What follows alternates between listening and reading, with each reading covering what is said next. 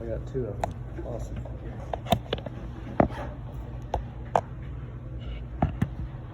Hey. All right, thank you. I'll be upset. And this is where they sent troops in.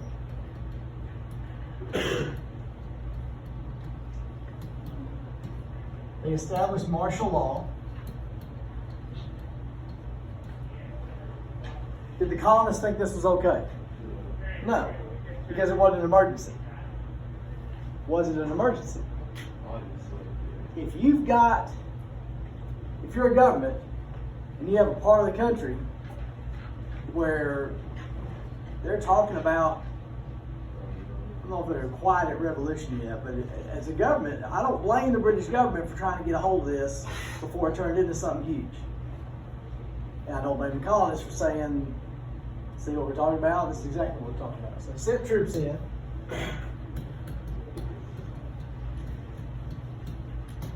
They're quartering in people's homes, which is that part's illegal.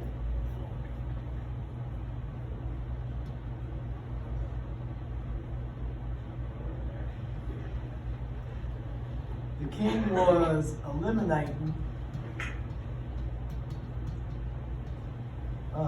colonial legislatures, like little city councils or other little elected bodies.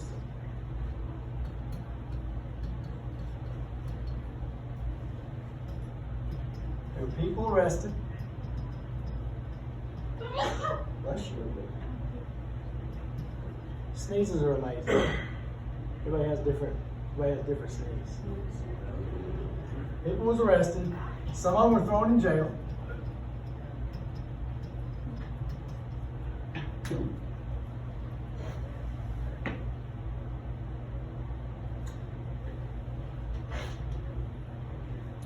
If you were the colonists and you're on the fence about what kind of government England's got, could this push you over the edge and make you more frustrated?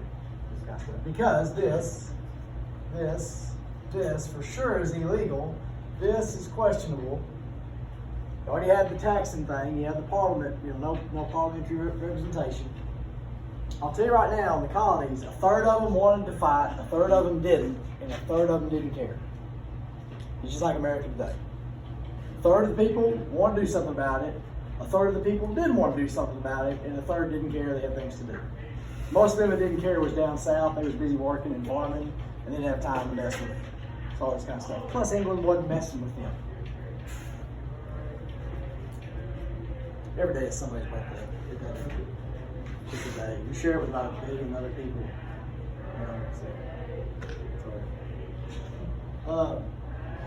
Okay, the fall of '74. The Continental Congress met.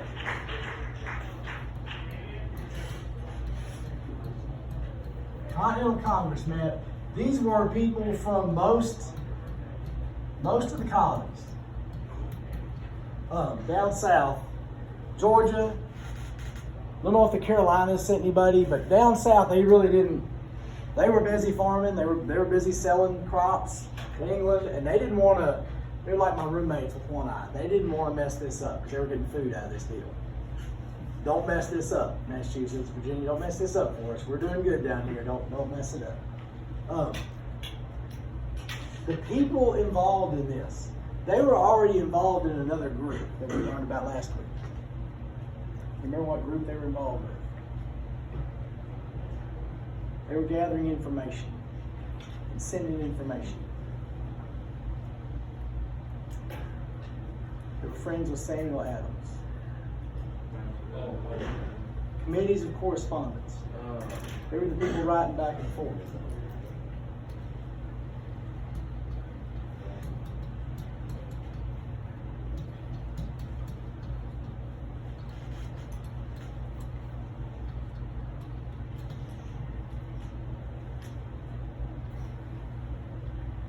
They're tired of writing letters back and forth. So let's get together and talk about this. Let's sit down in the same room and let's talk about it. Usually they met in Philadelphia. Philadelphia was kind of in the middle. Philadelphia should have been the capital of the United States. It was in the middle, where everything happened. but they didn't want to put it in a state because then everybody get mad. So they didn't put it. Washington D.C. is not a state. So they first started meeting.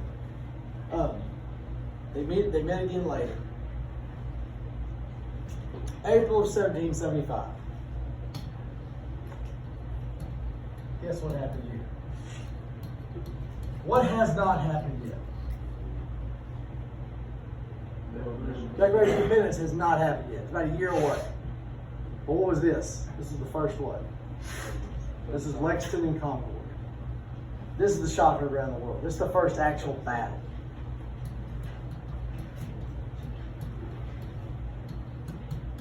It's called Lexington and Concord because it was actually on a bridge in between these two little communities.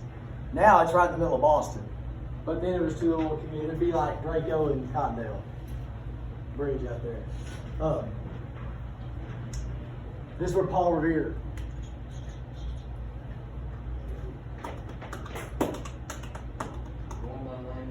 Yeah, that's when that happened. I don't think many people died. It wasn't a big deal. It didn't turn into a big deal. It was a little bit of shooting. I couldn't write an essay on it. I'm not an expert. If you ever learn more about it, tell me. But this was the first battle of the Revolution. Shot her around the world.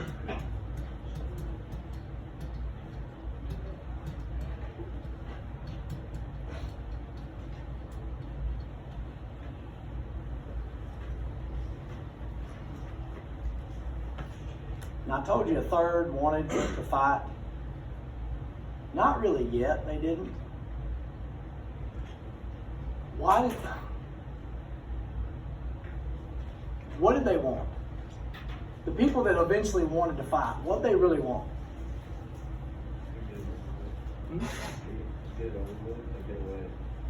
They loved being English. What was great about being English? You got a great economy, you got a great military, everything's, and living in the colonies was fantastic because you were still English, but you're kind of out on your own. You weren't living in London. You kind of got to do some things even more free. So when the Second Continental Congress met,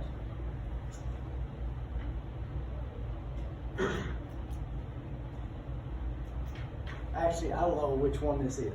I'm not going to ask you. At some point, these men wrote a letter to the king. Said, look, king, we don't know if you understand this.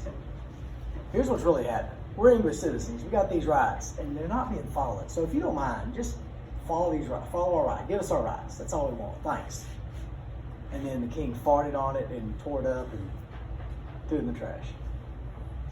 They really didn't want to fight a war. How come? Yeah. I said this to a class about a week ago. Let's say we're sitting around and the Packers show up. And they start shoving old ladies. They start taking people's sandwiches. Just acting like jerks. Just they need a ride. They just jump in somebody's car and take off. And we're tired of it. But what's the problem? They're huge. They'll destroy us. And we finally get fed up and we say, let's meet Friday night. No, while you're reaching, they grab you. The arms going this way. We say, we're going to play you Friday night. We're tired of it. We're done. We're going to fight. Friday night, we'll meet you at the football stadium. Any chance of winning? No. No chance. Is there any chance of America fighting a battle? America doesn't exist. The colonies don't even have a military. They don't even have a team. Let alone are they any good. Their team doesn't exist. And they decided, yeah, we're going to go ahead and fight the greatest military in the world. But we'll get to that. Tomorrow. The Second Continental Congress voted two things. One, what do they need? Because they realized we're heading towards revolution. What do they need? We need a military. We need an army. The Navy was just, because these people were rich guys, and some of them just donated their ships. And we'll get to that in a second. Actually, let's not get to that in a second. Let's do that right now. These people that signed the Declaration of Independence. I want you to really get this in your head, really understand this.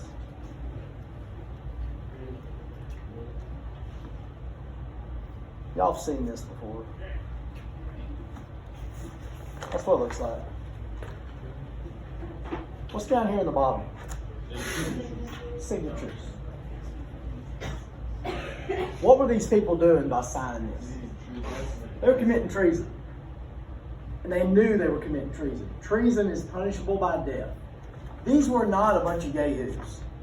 These were the richest, most famous people in America at the time. They had everything to lose. These were not poor folks. These were the movers and shakers. This was the business owners. These were the richest people in America. And they were signing their life away, and they knew they were signing their life away, and they were glad to do it.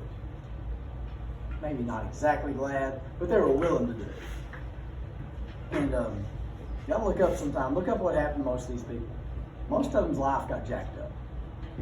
Most of them had a lot of pain in their life, physical and mental pain. But they did this. And this one right here, what's that one? John Hancock. He was from Massachusetts. What have you learned about him? Why is that? Why can you tell that's John Hancock right there? He wrote it huge. And the rumor is he wrote it big enough so the king could read it without his spectacles. They were spitting in the king's face with this. They were throwing him in the nose.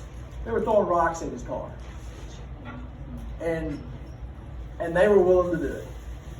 Even though they had zero chance of winning. They were willing to do it. And why? What were they? What was this all over? What was the whole purpose of this? Their rights. Their rights as English citizens. They weren't American. They wanted their rights as human beings, as English citizens. So he raised the army. And the second thing they did was the smartest thing they ever did.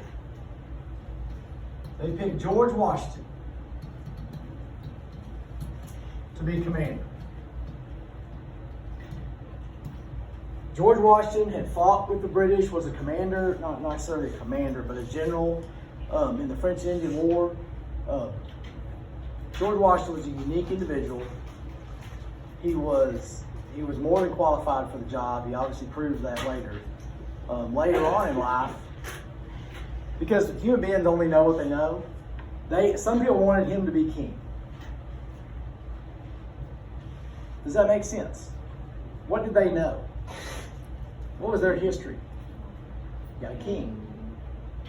And who's the king? Who usually became the king? Whoever won the war. Whoever did. And here's George Washington. Let's make him king. And he said no. I don't know what percentage. I don't know if there's a lot of people. He said no, that's done. We don't need that. We just got rid of that. We don't need to jump back into that. He could have been king. He said no. He could have been president as long as he wanted. He said no. He stepped down and said somebody else needs to do this. He was bigger than himself. Does that make sense? He understood this was way bigger than him. But he was a good man. So they picked him to be commander of the new army. What a job. Right. All right, common sense. Y'all heard of common sense? It's underlined, so what do you know? It was some kind of little book. It actually was like a little pamphlet. How long do these last? Y'all know? They get all scratched up and stuff. Awesome. I guess won't be able to see it. Yeah, it was a pamphlet written by Thomas Paine. I think that's how you P-A-Y-N. What was he saying was common sense? What was he arguing in this little pamphlet? So good. Here's why we got to fight him. Here's why we got to separate.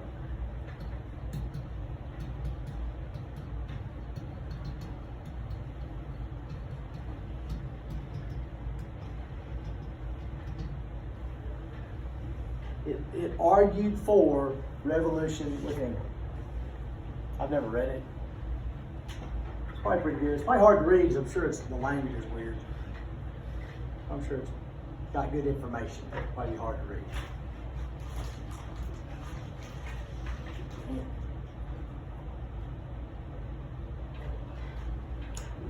June 7th. Oh, wait. I want to say there was like 150,000 copies. Might be off a little bit. But think about that. In the 1700s, to print a book, to print something, and they thought they had it made. What did they have to do? Print something. Well, they had to put the little letters in, little metal letters in, and then a piece of paper, you know, and it took them a while to do this. It was still easier than writing. In America, I don't know how many, I want to say there might have been 2 or 3 million people. Don't quote me on it. Something like that in America. 150,000 copies is pretty good for a little book back then. So it was very, very successful. Very, what's next? June 7th, 1776. The most famous guy, one of the most important people you ain't never heard of in your life. Richard Henry Lee.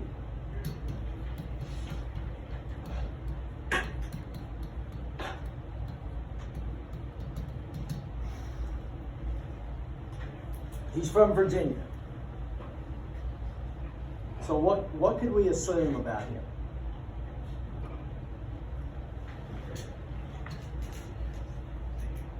You ever heard of Lee from Virginia? Oh, I'm sure he was related to Robert E. Lee. I don't know how close it was, but I'm sure they was related. The Lee family in Virginia was a big deal. Very big deal. Robert E. Lee led the Southern forces. He did not want to lead the Southern forces. He had to lead the Southern forces. Abraham Lincoln asked him to lead the Union forces. He wanted to lead the Union forces. He did not want to lead the Confederate forces, but he had to lead the Confederate forces. How come? From Virginia.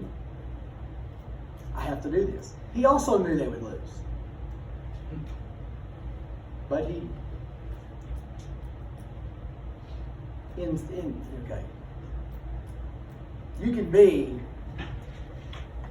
You can be wrong and right. Sometimes you can be horrible and amazing at the same time. If you're a human being, you got a bunch of garbage in your life, but you can be doing something good. Robert E. Lee was an honorable man. He chose wrong, but he was an honorable man. The reason he chose that, he didn't want to fight for him. And I'm not saying he wasn't a racist. I don't know anything about that. But anyway, the Lee family, you know, Arlington National Cemetery, that has all where the military's all buried, the unknown soldiers, that's his family land. That's Lee family land. They got that confiscated after the war. So Arlington National Cemetery is actually Robert E. Lee's place. But Richard Henry Lee from Virginia, he's the guy that made the motion. You know, the parliamentary procedure. He made the motion that we should separate. I don't know exactly how he worded it. We should separate from England. So he's the guy that made the motion in the meeting that we need to declare independence from England. That was June 7th. Why is that not American, like Independence Day? Today is our Independence Day. Why is that not June 7th? It's not one of your three, it's one of the motions. They made the motion. There wasn't this thing. They hadn't made it official yet. He made the motion. Now they gotta make it official. So they appointed a committee to write the Declaration of Independence. And who do you know was on it? Thomas Jefferson.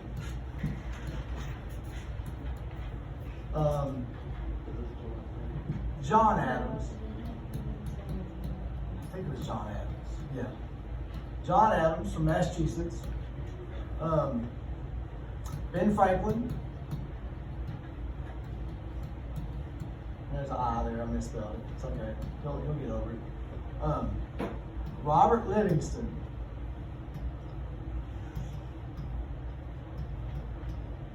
New York. I can't believe I forgot.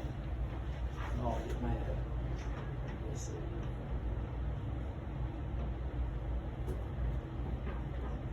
sign it for me, I'll give you $1.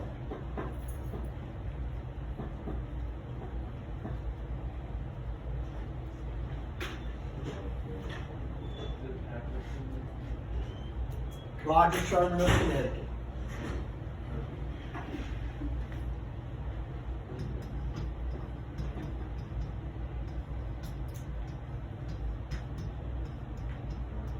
All right. I think Ben Franklin got sick. Robert Livingston and Sherman had to go back home for something, and that left Adams and Jefferson. If you ever look up a picture of John Adams, I'm pretty sure he was a jerk. He looked like he was weaned on a pickle all the time. Y'all know what weaning is.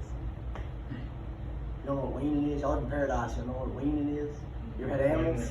Yeah, you wean the calf, get him off mama. He was weaned on a pickle. So y'all, anyway, he said to Thomas Jefferson, basically, I'm a jerk and you're not. Everybody likes you, they don't like me, plus you're 10 times better writer than I am. So he backed out. So Thomas Jefferson, he wrote the Declaration of Independence. You know, a committee was, he wrote it and the committee looked at it. And back then it was tradition to kind of copy stuff, so he took from all kinds of these theories, the natural right theory, the social contract theory. He took all kinds of stuff and put it together into the Declaration of Independence. Now, the Declaration of Independence, and y'all have heard part of this before, probably the whole thing before. Let me see. The history of the present King of Great Britain is a history of repeated injuries and usurpations. Usurp means to go around the law. He has refused his assent to laws, the wholesome and necessary for the public good. He has dissolved representative houses repeatedly for opposition with manly firmness, his invasion on the rights of the people, for quartering large bodies of armed troops among us, for protecting them by a mock trial from punishment for any murders which they should commit on the inhabitants of these states. Let's look at that one. For protecting them, who's he protecting? The troops? By a mock trial from punishment for any murders which they should commit on the inhabitants of these states. I know for a fact, what do you think he's probably referring to? Boston Massacre. Would you call that a murder? If you're spitting on somebody, if you're spitting on a military guy or a policeman, you're spitting on them, throwing rocks at them while they have the gun in their hand and they shoot you, that's probably not murder. In his mind, does he kind of maybe truly believe it was murder? Yeah. Declaration of Independence. Purpose, there was two purposes of it. What's the first purpose? Get away from England. What's the second purpose? What are we trying to do with this? We're trying to tell people, we're trying to give reasons why to gain sympathy, to gain support. Because we got to have some help. We're going to win this sucker. We got to have some help. So we talked about this the other day. What do human beings do when they tell a story? They exaggerate. They overdo it. Joe, what you do at home, man? Sleep at night. Let's see it, man. I have 2.5 hours. I promise y'all I'll beat y'all every time. So he overdid it. Whether he knew it or not, he overdid it to try to gain support and sympathy from other people. And this last line, this is what I want you to remember. I told you they were committing treason.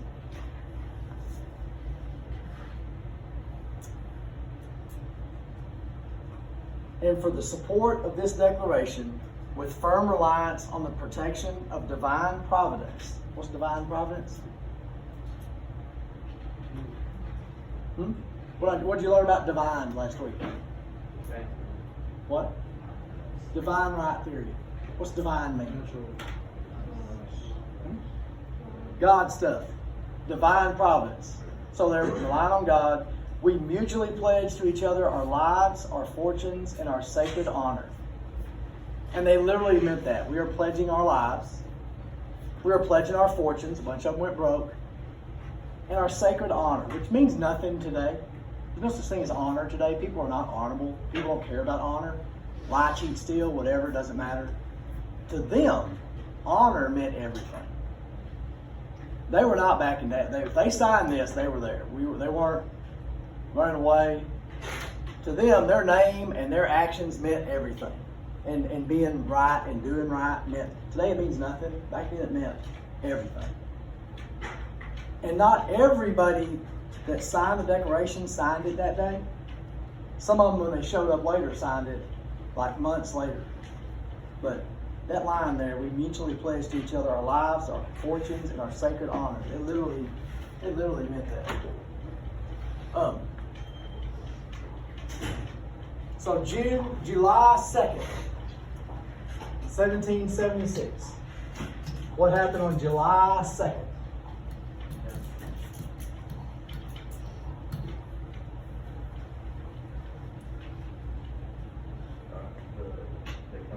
They voted to approve the Declaration of Independence.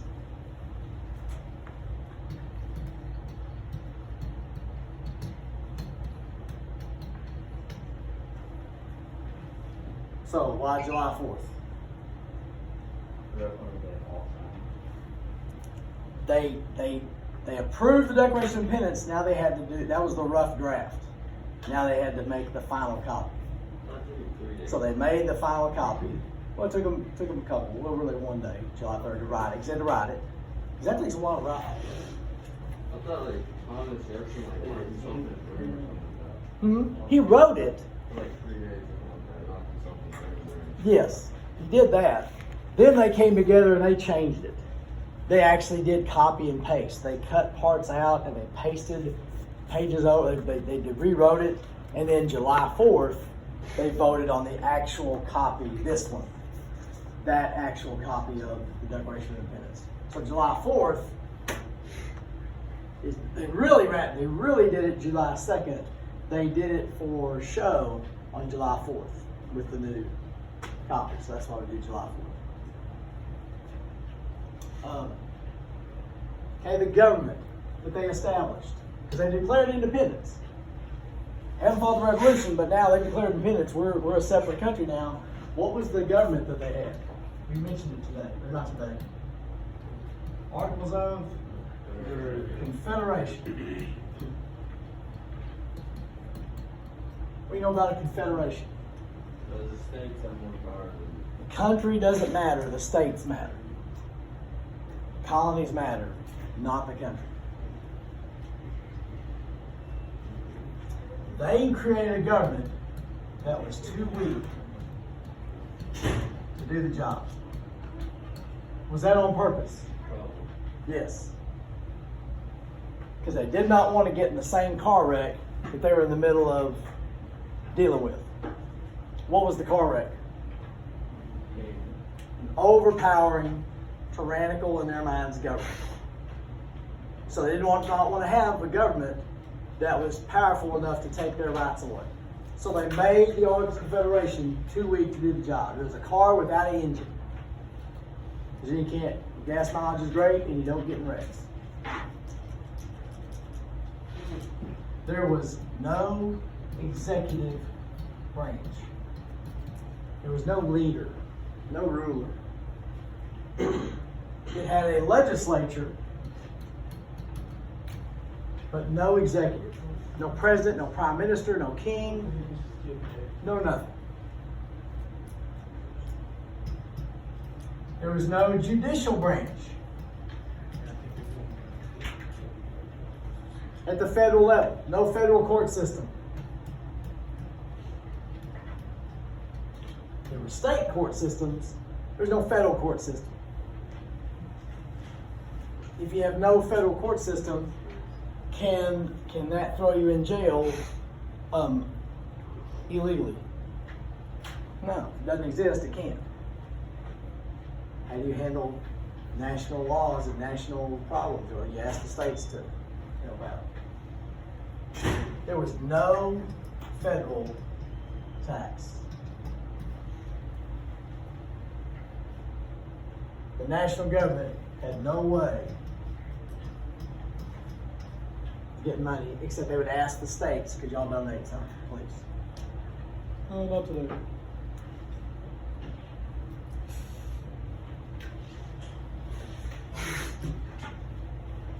When I was graduating from college, I started coaching. Had my rent. I had to start paying off college loans. I had all these little payment things. And I had to decide, are you going to tithe or not? So, you know, I never heard of that. Tithe is God commands me to give him 1/10 of what I make. He gives me 100%. He asks for 10% in return. That's one of the commandments. I had to decide, am I going to do that or not? If I did it, I didn't have enough money for food. If I didn't do it, then I was knowingly saying, God, you don't matter, whatever you say, I don't care, I'm going to do it. So I did it. That week in the mail, I got a check from the electric company, something about a deposit, and I got a check from some other insurance thing. And those two checks added up to the tithe. That kind of told me something. But 2 different times in my life, we got away from that because we got in money trouble. And whenever we didn't tithe, we got in worse money trouble. And whenever we did, things worked out. So do what you want to do. But there's no way to raise money for the government. There was 1 vote per state.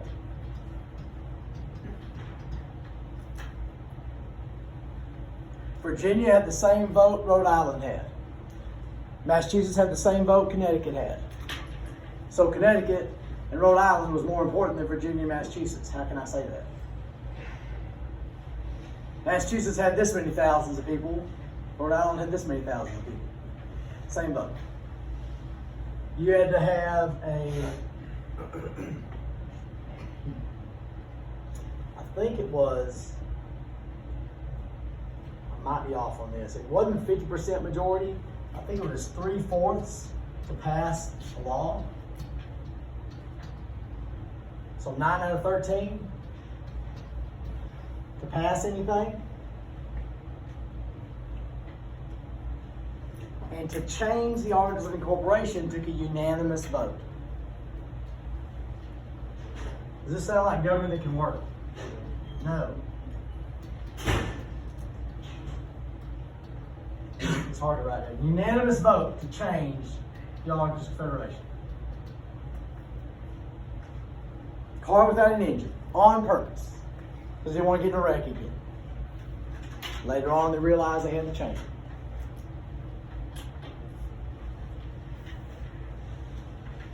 Is that got it, sir? You seen that? Okay.